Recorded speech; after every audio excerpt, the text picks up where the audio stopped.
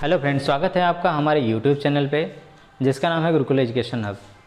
मैं अपने चैनल पे जो है राजस्व संबंधित मामलों पे और उसकी जानकारियाँ, कुछ धाराएं, इन सब का वीडियो में पोस्ट करता रहता हूँ। तो मैं आपसे यही आशा करता हूँ कि आप उस वीडियो का भरपूर फ़ायदा उठाइए। जो भी आपकी क्वेरी हैं, जो कुछ आप जानना चाहते हैं राजस्व विभाग से रिलेटेड, अपनी समस्याएँ आप जो है शेयर कर सकते हैं कमेंट बॉक्स में। मैंने टेलीग्राम चैनल भी चलाया है, आप उस पर भी कमेंट कर सकते हैं।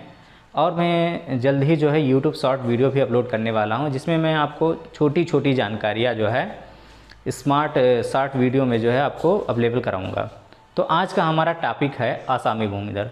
काफ़ी सारे हमारे व्यूअर्स जो हैं आसामी भूमिधर के बारे में जानना चाहते हैं कि वो होता क्या है, तो उसके बारे में मैं आपको बताने वाला हूँ। चलिए समय नष्ट ना करते हुए शुरू करते हैं। आसामी भूमिधर,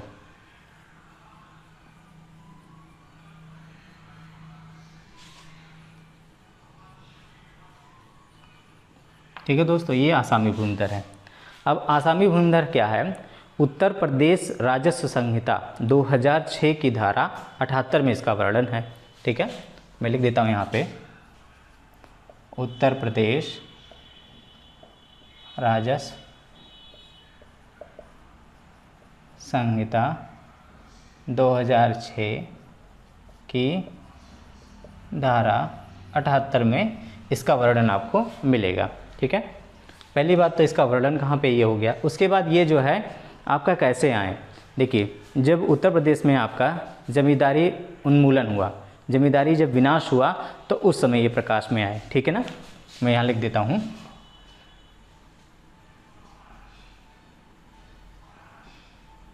जमींदारी विनाश स्वरूप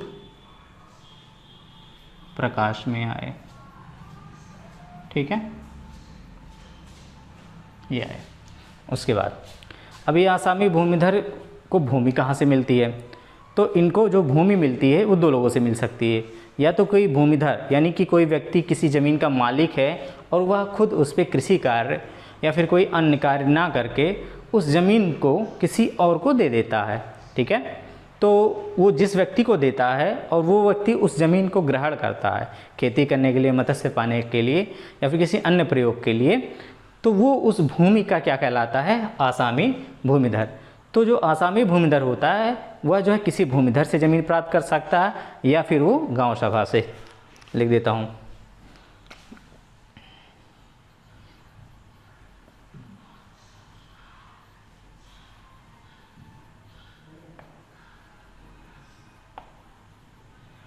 ठीक है। अब ये आसामी भूमिधर को ज़मीन कहाँ से मिलेगी? कोई भूमिधर या फिर ग्राम सभा से उसको मिल जाती है। ग्राम सभा से नवीन, प्रति, बंजर, ये सब आपको ज़मीन मिल गई। ठीक है, उस पर आप कृषि कार्य कर सकते हैं, पेड़ लगा सकते हैं या फिर आपको तालाब दे दिया गया मत्स्य पालन के लिए, तो वो सब जो है आपका आसामी भूमिधर में आप आ जाएंगे। और इसके लिए जो है आपको क्या करना पड़ता है? लगान देना पड़ता है। तो लगान वो किसको देगा? अगर वो भूमिधर से लेता है तो भूमिधर को देगा, और अगर वो ग्राम सभा से लेता है यानी कि गांव की ग्राम सभा से, जो गांव सभा की ज़मीनें होती हैं उसको अगर वो लेता है तो क्या करेगा? वो लगान किसको देगा? भूमिधर को देगा। और अगर गांव सभा से लिया तो गांव सभा को देगा। ठीक है, लगान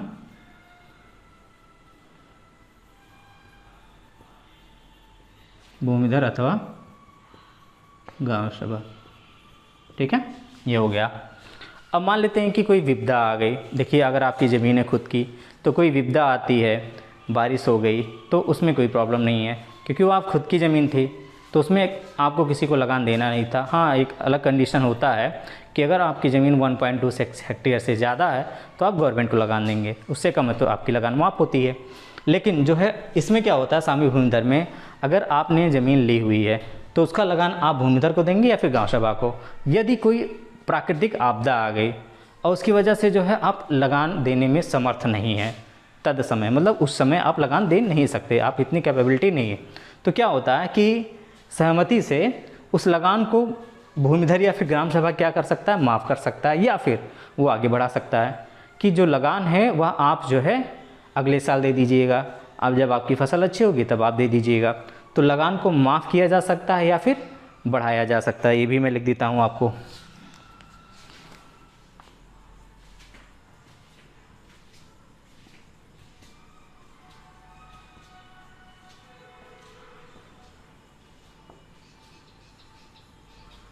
द्वारा माफ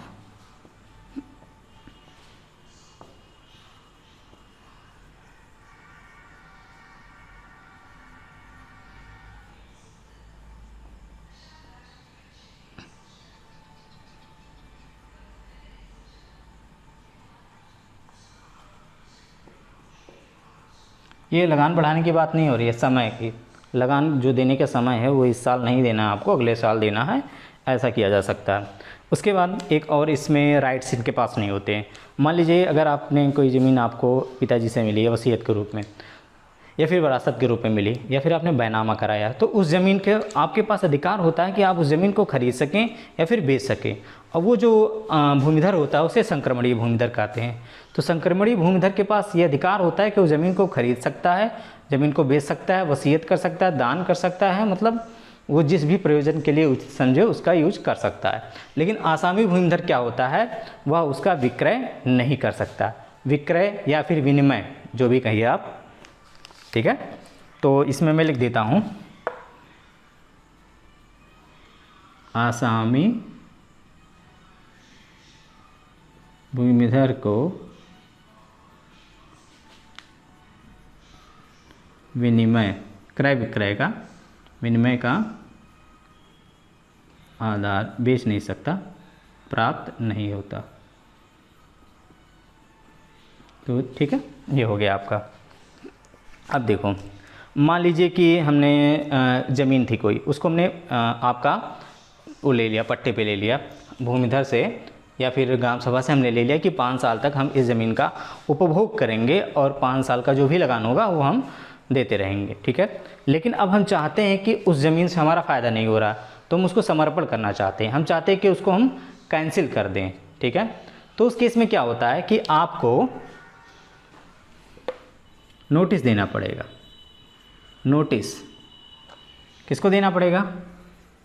भूमिधर को, आवलिक गांव सभा को, ठीक है। ये नोटिस आप देंगे तभी जा कर के आप क्या कर सकते हैं, उस ज़मीन को खाली कर सकते हैं, ठीक है, समर्पण कर सकते हैं। उसके अलावा आप जो है, अगर जो नियम है, ठीक है, जो कानून जिसके तहत आपने जो है ज़मीन को पट्टा करवाया, अपने नाम पे दर्ज करवाया है, अगर वो आपका जो है पालन नहीं होता है, ठीक है, तो आपके खिलाफ बेदखली की कार्रवाई भी की जा सकती है। और इस बेदखली की कार्रवाई जो आपके खिलाफ की जाएगी वो धारा 86 के अंतर्गत की जाएगी। उसमें वर्णन है उसका कि आपको जो है बेदखल करने की शक्ति, ठीक है। और यहाँ मैं लिख देता हूँ